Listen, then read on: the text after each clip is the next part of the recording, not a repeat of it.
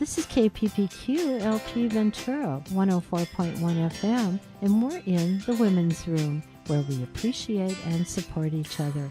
I'm your host, Kathleen Good. The most pressing problem of our time is to address and work toward mitigating the effects of climate change, a very complex issue which makes one wonder, where do we even start? To help us sort out directions and actions to take, for part 3 of our show on climate change issues, I've asked Jan Dietrick to come back again to talk to us about the Ventura County Climate Lobby and how it works to influence elected officials. Hi, Jan. We're so happy to have you back again. Thank you so much, Kathleen. I appreciate it, and I really sympathize with that, wondering what to do about climate change. So happy to get a little bit more discussion into this session. Okay. Well, let's start right out here. Is it possible to stabilize climate again? There's so much dire news that many people, it's easy to feel hopeless. And when we look at the global response from the United Nations and the climate agencies, the goal is to mitigate, to keep the global average temperature from warming some, at least not more than 2 degrees. Some say it has to be 1.5 degrees. Some say it's already at 1.5 degrees. So what I prefer to take the most hopeful and positive view of this. And it is the view of Citizens Climate Lobby that we need to restore the climate, not just keep it from warming too much. And that is also the position of Project Drawdown and Paul Hawken in all of his speeches that he makes about promoting his book, Drawdown, is no, we can't be satisfied until we have a plan that restores the atmospheric concentration of carbon dioxide to 350 parts per million. Okay, so that, and that's why the 350 Project is called the 350 Project. Well, the 350 is actually a global organization founded by Bill McKibben, and it's got chapters all over the world, including in Ventura County. We have two chapters of, we have 350 Ventura County Climate Hub that meets at the Unitarian Universalist Church on second Thursdays, and then we have 350 Conejo Valley. And these climate action organizations took that name 350 because that's the goal of concentration of carbon dioxide that we need to aim for. Okay. So what are the moral costs of not ensuring climate stability? Oh my gosh. When you raise that question, to me it's mostly looking at the developed world and our society, Western,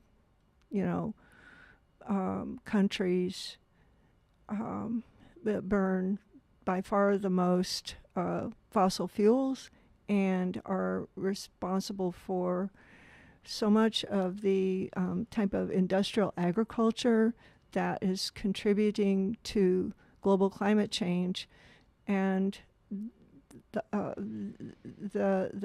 there's such an injustice involved in how that is affecting other countries that contributed nothing to this, that have not been benefiting from the use of fossil fuels or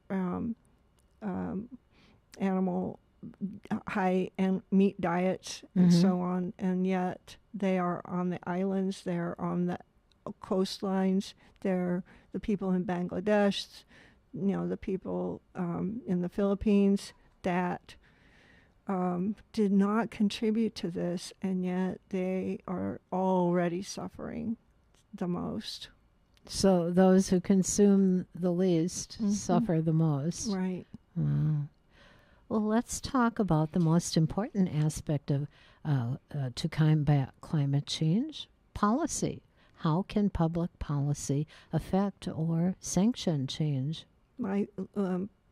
My first response is at the level of policy. I feel that we need there's the power of unified action, and when our government agencies can define what that action is and help all of the people of a city or a county or the state know what direction that we need to move in, we can solve these problems. So, but at the level of the United States, policy has by far the biggest potential of any type of policy on the planet.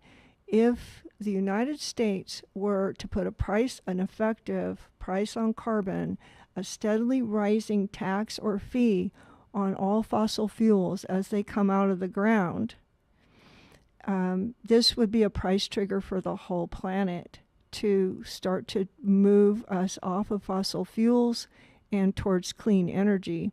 And what makes that actually a realistic possibility, even in our broken Congress, is that it can be done without growing government and without any new taxes or any of the things that the party in power, the Republicans, are opposed to.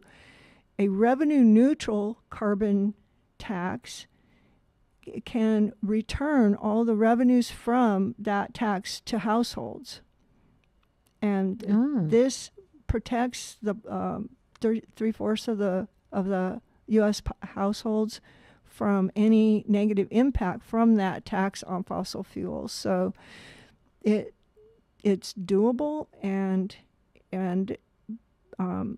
it's, I call it transpartisan. It requires a little compromise from both parties, and they can transcend that and make this happen. And it has an immediate global price signal. So, what is the mission of the Citizens Climate Lobby? It is exactly that. Oh, okay. The carbon fee and dividend is our legislative proposal that we take to every elected official in Congress. So we just had our annual conference, and we had a couple of people from our chapter go and be part of lobby teams just two weeks ago or 10 days ago. And it was what we see is that the elected individually, when we sit and look them in the eye, they're listening. Oh, wow. And, so are we talking national level? Yes, or are we this is in state Congress. level? In our state of California, there's a majority who who favor climate action, and so it's more the kinds of climate action that our elected in the state want to hear about. We have some good climate leaders in our county too. But it's at the federal level that the Citizens Climate Lobby sees this huge potential, because part of our policy is what we call a border adjustment, so that if this were elected, when this is elected or voted on, when any country that doesn't have a comparable price on carbon through a cap and trade or a fee or a tax on fossil fuels will have to pay an adjustment at the border in order to have trade with us. So if they want to sell us stuff or buy things from us, then there's a cost for that. And so why not just India, for example, loves to sell us their things, and so it will be this policy would be so motivational for the country of India to put that price on carbon and move their economy also as quickly as our economy from a fossil fuel base to a clean energy economy. Wow. That's a very impressive plan. It's that no other institution on the planet can affect it except the U.S. Congress. Oh, wow. Wow, that puts a lot of burden of responsibility on. Yeah. So I guess you're telling them that. So, yeah, citizen climate lobbyists. And when we have new members joining every week, I'm hearing from new people. And the actions are so simple. And again, it's the power of unified action. So, writing to our congressperson, telling them why we care, why this is important, what new things we've learned that tell us that action is, this is an existential problem that people are understanding now. So expressing that to the elected gives them then the courage to reach out across the aisle and come up with adequate response. Okay. So before every presidential election, we hear a lot about get the lobbyists out of Washington. But lobbyists, listening to you, I again hear that lobbyists have an important role. And lobbyists don't have the most positive image in the view of the public. But how would you present this?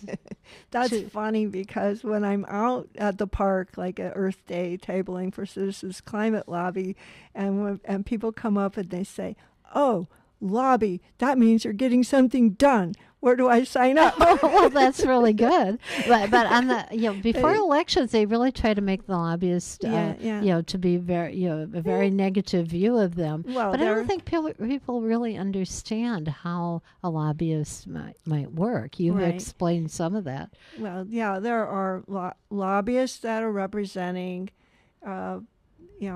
vested interests is what I call them, but oil and gas a lot, and and we also know the gun lobby and these other industries that use immense profits to buy politicians, basically, and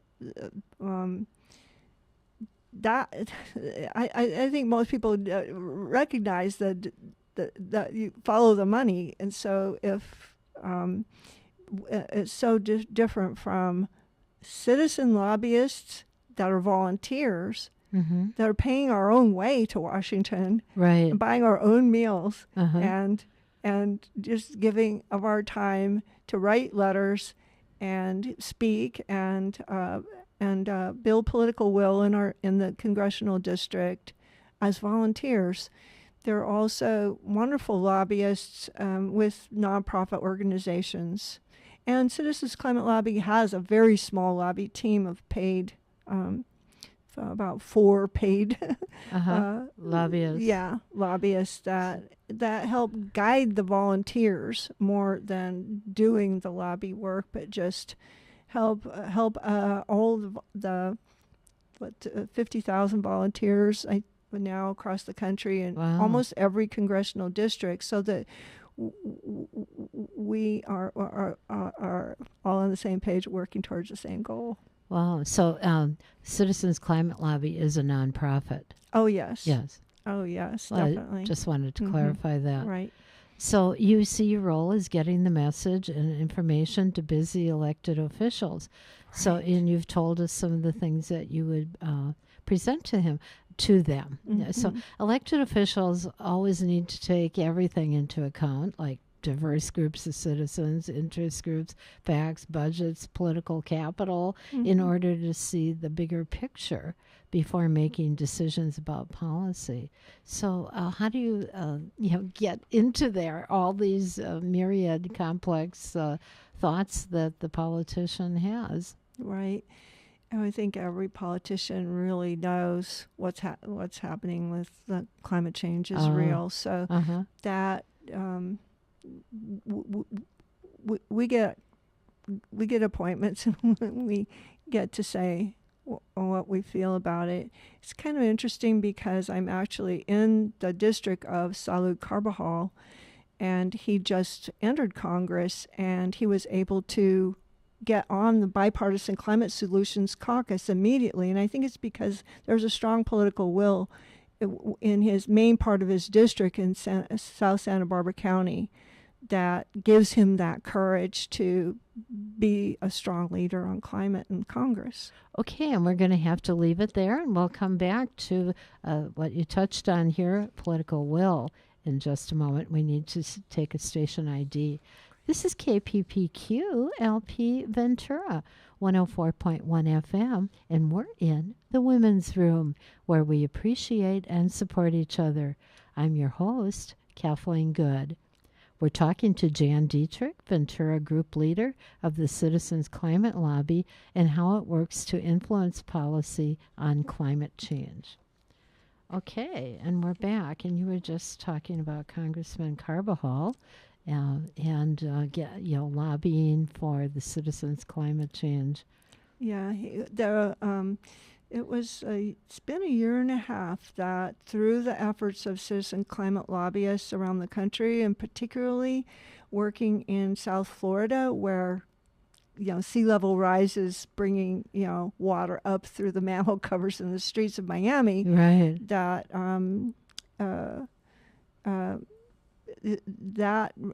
Representative Carlos Curbelo, as a Republican, co-founded the Bipartisan Climate Solutions Caucus with his neighboring congressman, Democratic Party congressman in Florida, and it's a caucus that requires equal numbers of Republicans and Democrats. And so every time a Republican decides that they're ready, that their constituency demands that they step up and identify themselves as working on solutions for climate change, then another Democrat gets to join the caucus. So it was so exciting to send Salud Carbajal off to Washington and have him immediately jump on the caucus. So you touched a little bit on political will. Let's talk about that. One of the most important aspects to change legislation is to create political will. Here's a huge, huge challenge. How do you even begin? Right. Well, some people think that it's that the people we elect create the political will, and this is like a major misconception. It's us that create the political will, both by who gets elected, but much more than we think by how we communicate our interests to those in office. So writing letters, and also writing letters to the editor, and submitting opinion editorials that talk about our interests, giving talks to, I gave a talk to the Fillmore Alliance about climate change, and wherever we can raise the issue and encourage people to then express themselves to their elected officials, that's political will. Okay. Wow. And I want to add, there's one other, our mission is building political will for a stable climate, but there's another part of the Citizens Climate Lobby mission that I love, which is to empower individuals to have breakthroughs in exercising their political will. And I just thought that was a bunch of words when I first became involved with Citizens Climate Lobby, but I can't tell you the thrill of having a meeting, a lobby meeting with a member of Congress, or getting your opinion editorial published in the paper, or giving a talk, or right now being able to share this on the radio with you. That influences. We are all growing all the time through stretching our comfort level to pursue this goal. Wow. Okay, so do you spend a lot of time doing research, or do you have people help you with the research so you know how to present it to an elected official? I did study quite a bit, and I took some online courses even, but I could see right away that I knew enough Uh-huh. to know that we needed to take action. So my preference is to spend my time on that organizing of political will. But I do totally trust the scientists and the strategists with Citizens Climate Lobby. And a huge part of that organization is packaging the latest science for us to be able to communicate it. Every month we get a new what we call laser talk, so it's like a laser focus on an issue that in a half a page we get practice being able to talk to people in the line at the grocery store about about what the latest thing that's going on with climate policy. So you use their information Yes. and trust its Yes. validity and reliability. Yes, yeah. Okay. Citizens Climate Lobby is pretty centralized in its messaging because we have this one goal right now, which is this legislation by Congress. Let's take one of the policy changes we talked about earlier, curbing urban sprawl. I know this is a big topic, but so that people don't have to drive as far to get their errands done, which causes them to consume more fossil fuels. Maybe just comment a little bit on how you would bring this to a local government official to cut usage, to pass statutes to help this. The context is that half or more of global warming is the result of greenhouse gas emissions out of tailpipes and smokestacks. In California, and across the country, we're working on reducing the emissions from production of electricity, and in our county, we've made some tremendous headway by joining the Clean Power Alliance to buy cleaner electricity. So now it's time to look at tailpipes, and it really requires that we get people out of gas-fueled cars. So there is public education about that, but really so many of us are stuck by the structure of our communities, by the geography and the architecture of our communities. So there's a lot of attention being given to how our communities can be, the zoning can be changed so that there's mixed use, so that people have a better chance of living closer to where they live and closer to where they go to get the things they need. So I'm very excited about initiatives taking place in Oxnard with under some of the leadership, as I take it, is with Roy Prince, to look at how downtown Oxnard can be restructured with more dense housing near jobs and services.